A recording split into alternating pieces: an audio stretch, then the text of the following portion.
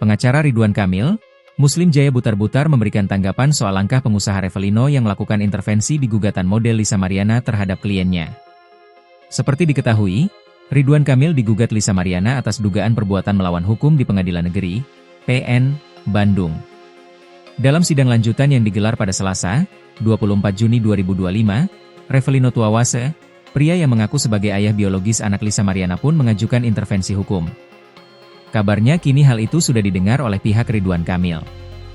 Dikutip dari Tribun News, kuasa hukum Ridwan Kamil itu pun menanggapi soal langkah Revelino Tuawase.